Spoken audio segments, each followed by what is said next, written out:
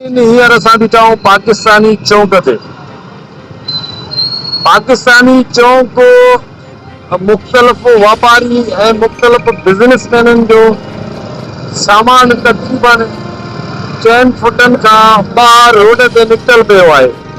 जॾहिं त encroachment team मुख़्तलिफ़ जेके मज़दूर तबिको आहिनि ऐं नापाच माण्हू आहिनि उन्हनि जी इंक्रोचमेंट खे ॾाइण जी कोशिशि कई वञे थी।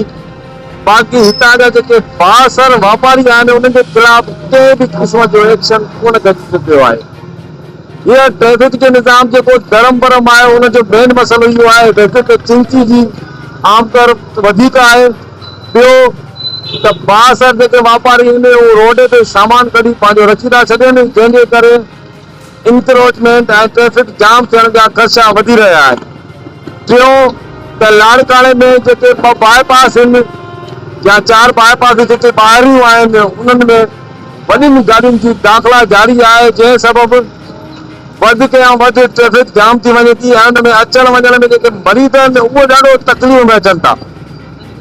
अचो कुझु दोस्तनि खां कमेंट्स पास कराईंदासीं त ट्रैफिक जो निज़ाम कीअं सुधारो ईंदो, कहिड़े नमूने जो निज़ाम। पहिरीं ॻाल्हि त गवर्नमेंट पाण तबाह कयो आहे।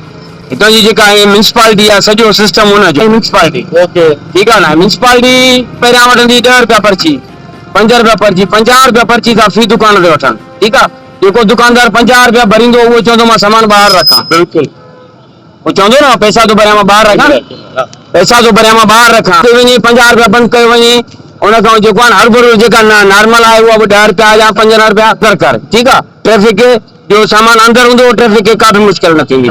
ॿियो हर रेड़ी वारे खां 100 रुपया वठो थो वञे, केरु थो वठे उहा गवर्नमेंट खे ख़बर आहे।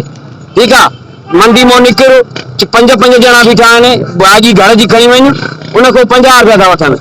पेती थैली हथ में खणी वञ 50 रुपया, जे मोटरसाइकिल ते पेती का टमाटनि जी रखनि उहो कज़ियो थियो आहे हुन जे लाइ भत जे लाइ वठी जिते तूं दुकान लाइ वठी 50 रुपया ॾे, उन खां विढ़नि था। ठीकु आहे, सॼो सिस्टम जेको आहे इंक्रोचमेंट ऐं गवर्नमेंट जो पंहिंजो आहे। 50 रुपया 100 रुपया फी डाले हफ़्ते ते 200 रुपया वठंदा, डाले चवंदो मां बीहंदुमि। गवर्नमेंट सॼो सिस्टम पंहिंजो आहे। चवंदा न मच्छी मुंडी न ख़राब थींदी आहे, मच्छी मुंडी न ख़राब थींदी आहे। जॾहिं मुंडी ख़राब न थींदी त मच्छी कीअं ख़राब थींदी? जॾहिं मुंड ख़राब आहे त तॾहिं मां हेॾे ख़राब आहे। असुल मक़सदु इहो आहे गवर्नमेंट पाण कंट्रोल करे, पर्चियुनि ते नज़र रखे। मेयर साहब खे बि गुज़ारिश आहे जॾहिं पंहिंजो सभिनी खे जेके बि सार्जेंट खे बि गुज़ारिश आहे, एसपी साहब मतिलबु जेके बि माना मौजूद वॾा ऑफिसर आहिनि उन्हनि खे गुज़ारिश आहे त इन्हनि शयुनि ते कंट्रोल रखो। नंढड़ी शइ जेका न वॾो नुक़सान नहीं थी। म्यूनिसिपालिटी तव्हांखे पर्ची ॾींदी आहे? जी साईं। घणो वठंदी आहे पर्ची ते? 50 रुपया पर्ची है। 50 रुपया पर्ची ते वठंदी आहे त तव्हां इंक्रोचमेंट कयो।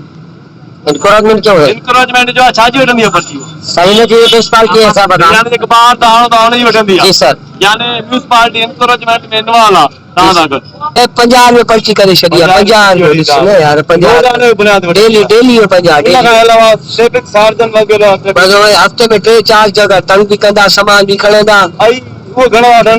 भाई कॾहिं 200-300 माना इहो हिनजो हिसाब किताब आहे। सार्जन तो वठे या सिपाही? न म्यूनिसिपालिटी बजवाननि तव्हां था? हिकु जवान हिकु भाउ आहे। हिकिड़ो तव्हां आहियो? ट्रैफिक सार्जन तव्हां लिखियो आहे? असांजो मोहम्मद वास भुट्टो। अच्छा, हिते कंप्लेन थी आहे त हिते माण्हुनि खां पैसा वसूल था कया वञनि?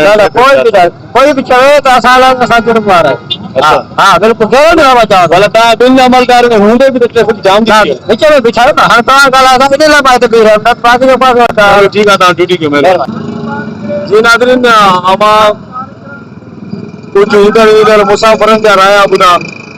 हुननि जो चवणु इहो त इंक्रोचमेंट ख़तमु गवर्नमेंट ई कराए सघे थी ऐं उन ते अमल दरामद उहो ई कराए सघे थी। ख़ासि करे हिते ट्रैफिक में जेको आहे ट्रैफिक सार्जन जो रोल आहे इहो त ट्रैफिक खे जाम करण खां बचाए ऐं उन खां पोइ म्यूनिसिपालिटी जेकी आहे उनजो रोल आहे हिकिड़ो त उहा जेकॾहिं इंक्रोचमेंट ख़तमु करण लाइ ख़तमु कराए सघे थी।